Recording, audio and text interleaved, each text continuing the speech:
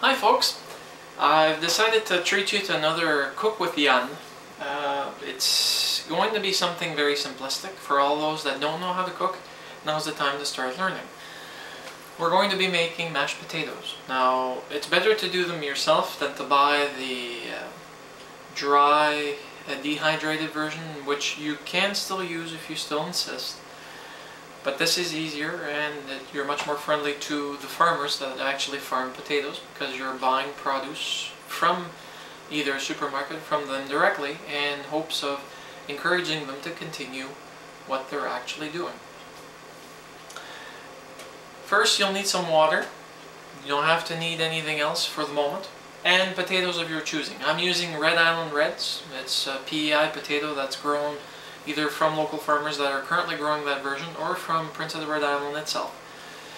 And here I've already got them peeled and fixed with my potato peelings going into my recycling bin for composting. For those of you that do your own composting, it's an excellent thing to add to your compost bin. If you're not, then if you've got a recycling program or a composting program, wet and dry garbage programs from your sanitary landfill administration in your area, just do what you normally do, which is, in my case here in Moncton, it's putting it in the blue garbage bag, green garbage bag. That's the white garbage, and that gets composted and turned into mulch or compost that gets then given away to the people locally. So first you'll need to boil the water. And in the ease of interest of all good cooking shows, we've made sure we have our water somewhat ready in advance.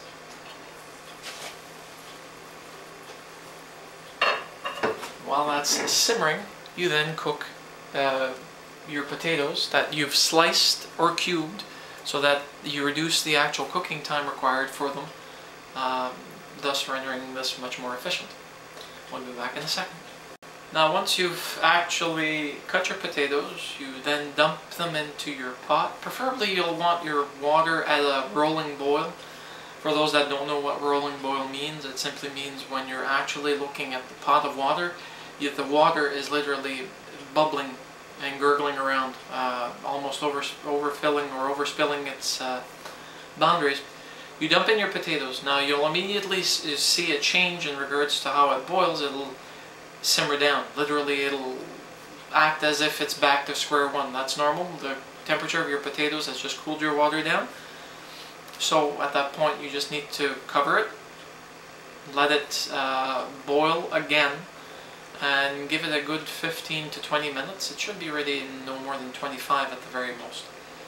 So we set our timer and we do something else. If you're cooking another meal or making sure something else is ready, by all means you do that. If not, then just worry about this. The potatoes are ready. As you see, I'm above sink. Now you need to drain the excess water regardless of how you do it. It's best to keep it in the pot so you have less of an issue, but be careful to be scalded or steamed. Now for the next bit, you're gonna need butter or margarine and milk. In my case, I use Becel. That's the only thing that I actually use because it's the one I trust most. And because I'm lactose intolerant, Lactese 2% milk. Why 2%? Makes the potatoes creamier when you're actually mashing them, and it makes them actually more enjoyable. So let's get mashing. Okay, now you need the masher. I'm using this. You can use different, and you can start mashing them. The less water it is inside, the better it's going to be, because your potatoes are going to be less watery. Now as you're mashing, you add some margarine or butter and some milk, which I'll add later. But first you want to get all your potatoes in puree, as we say in French. You need to puree them as much as possible. Lumps are acceptable, otherwise it doesn't make it mashed potatoes. Now to that, you add your milk.